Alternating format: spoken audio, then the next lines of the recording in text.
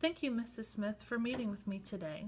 I'd like to start by asking if you have any questions for me about Alejandro, or if there's anything you'd like to share about him with me.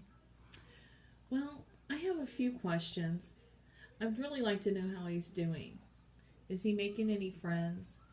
Is he working at grade level? Do you see any strengths in him? We just want to make sure that he's doing well in all areas. I don't know if you know this, but Alejandro was adopted from Honduras at age 4. He has struggled with language in school, and he also has been extremely shy. Thank you for sharing that information and for all of your questions. I hope to be able to answer all of those things for you today. First, let me say that I see Alejandro putting in so much effort to do his work. He works hard in class and is focused on his work. I see this as a strength. He is motivated and works hard, and he really wants to do well. I do see him talking with the other students at lunch and at recess, and he seems to be able to join in comfortably with his peers. I think Alejandro is very caring. He is always helping me out and asking the other and helping the other students. For example, he'll always jump up to get the door if someone's hands are full, and he has to do things around the room to help out. He seems to be very aware of the things that are going on around him. Academically, all students go through a screening process at the beginning of the year. Our district uses MAP testing. MAP stands for Measure of Academic Progress. We test in reading, math, and writing. This assessment measures how students perform compared to other students at that grade level. Alejandro scored below grade level in reading. So, what happens now? Because of that, we have been giving him a weekly reading probe to test his oral reading fluency. I've been using the Vanderbilt Reading Fluency Probe over the last few weeks to assess his progress.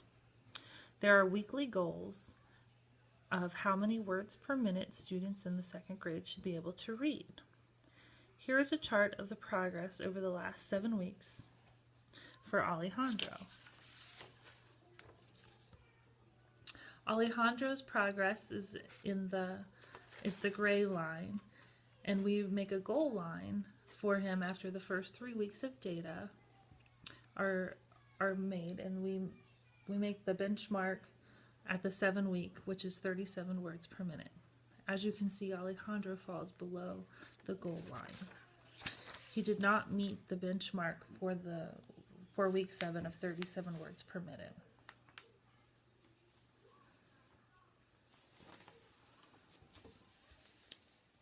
So, what's next? So Alejandro isn't benefiting from regular classroom instruction, and he will receive what is known as Tier 2 instruction. During our reading time in class, he'll meet with the reading specialist. She will be able to give him more intensive instruction to help him meet the grade level benchmarks. Well, how long does that take? We will continue to monitor Alejandro's progress through the next phase of instruction. We will plan to meet again in the next 7 to 8 weeks to see how he's progressing. Is there anything we can do to help at home? Yes, encourage Alejandro to read. Having him read to himself and aloud to you is a great practice to build his skills.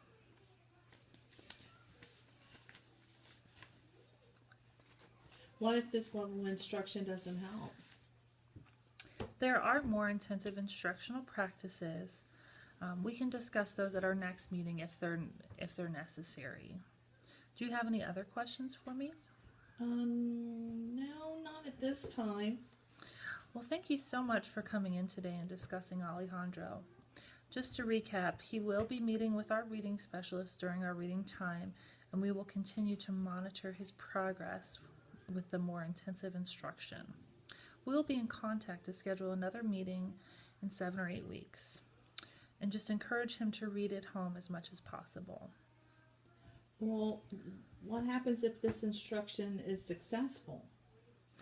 Then we will talk about how to transition him back to the regular classroom instruction.